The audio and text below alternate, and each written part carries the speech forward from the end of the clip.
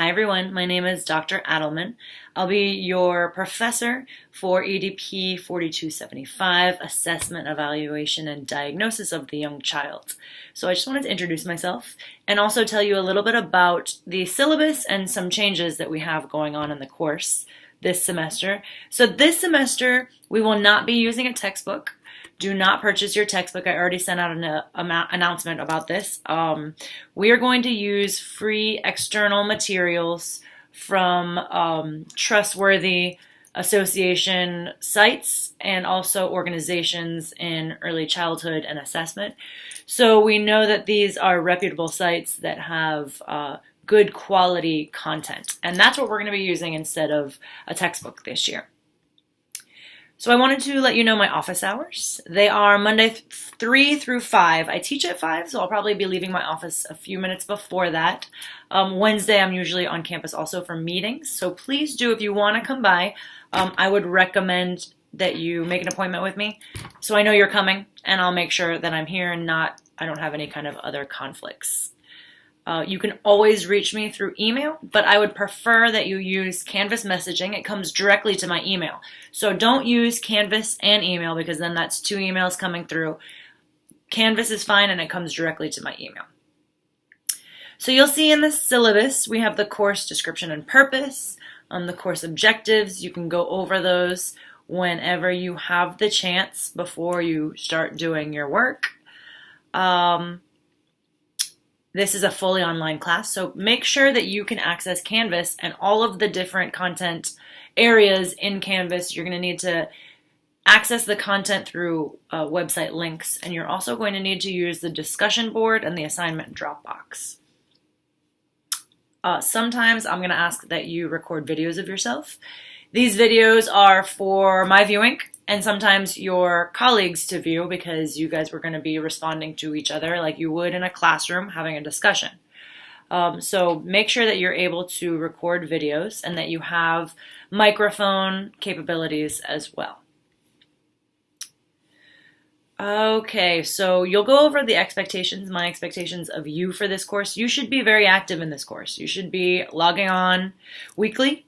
A few times a week, I'm going to ask that you complete weekly assignments. They're all due Sunday by 11:59, unless I say otherwise. The only cases where I would say otherwise is if there's some kind of hurricane or some kind of natural disaster where some or all of you are not able to access the internet or electricity. I'm going to log on often, and you'll see that I'm very responsive via email and Canvas messaging, so I will respond in a timely manner. I also will grade your work timely, so you won't be waiting around for me or thinking, where is she? Because I'm always here, I'm always accessible, so please do contact me with any questions. If you do have something that comes up, and I know life happens, contact me as soon as you can because I'm here to support and help you. But if you contact me after the due date, there's really not much that I can do. So really do bring things to my attention when you have an issue. That being said, don't leave highly technical tasks to the very last minute because you might not have access to the internet for whatever reason. You might not have some kind of technical problems. And if you leave it to the last minute and it's late, it's going to be counted as late. So academic misconduct, any kind of cheating, plagiarism, misuse of computers, false recording of anything, I don't stand for it.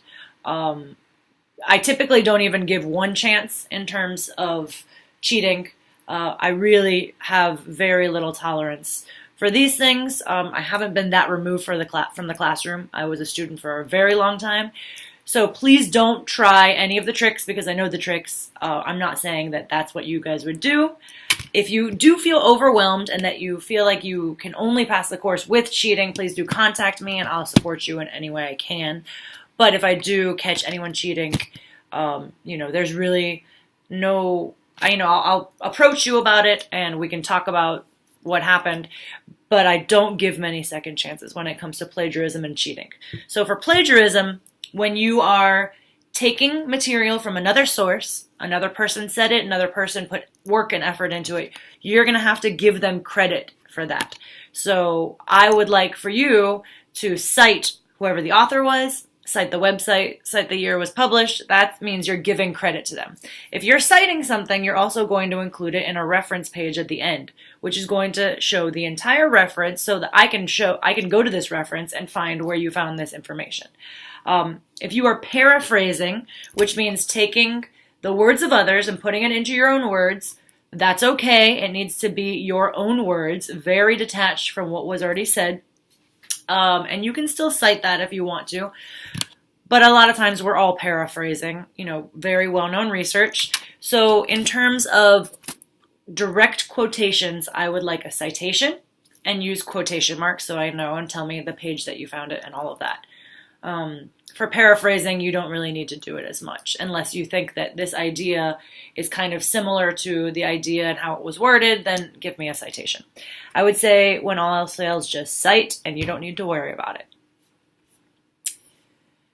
Okay, so for discussions, I'm asking when you respond to a colleague that you're going to use the structure that I give you, which is from Interact Moves, and you're going to have sections. It doesn't need to be sections. It can just be like you giving me a paragraph of a response to a colleague where you appreciate, probe, snip, reflect back, connect, and extend.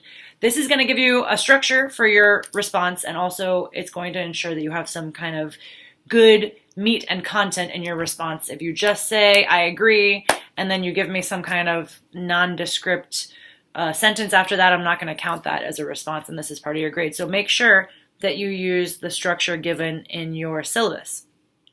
We're going to have an Adobe Connect Pro meeting. Excuse me.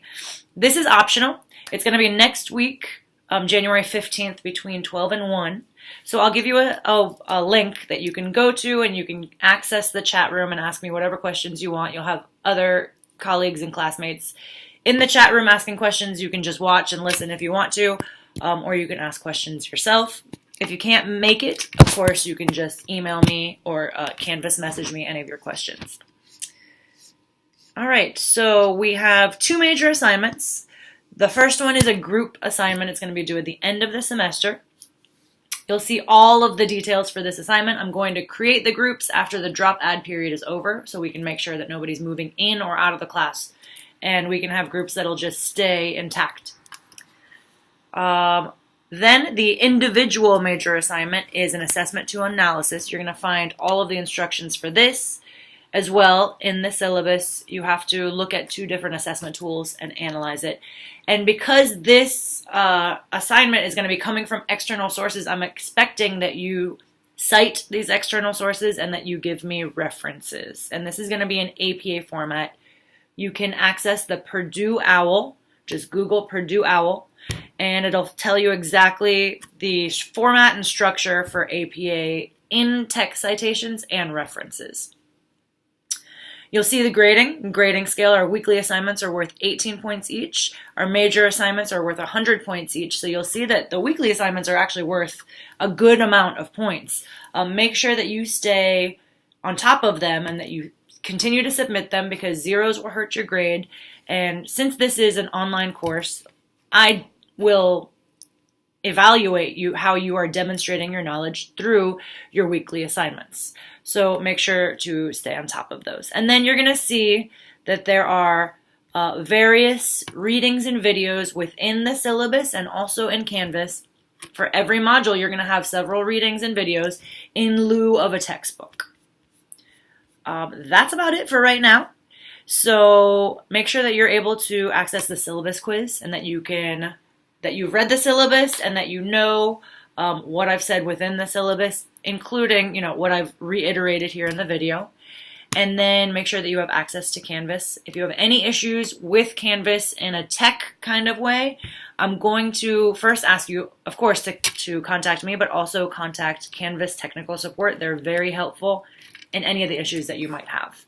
So I'm looking forward to a great semester, and please do contact me with any questions or concerns.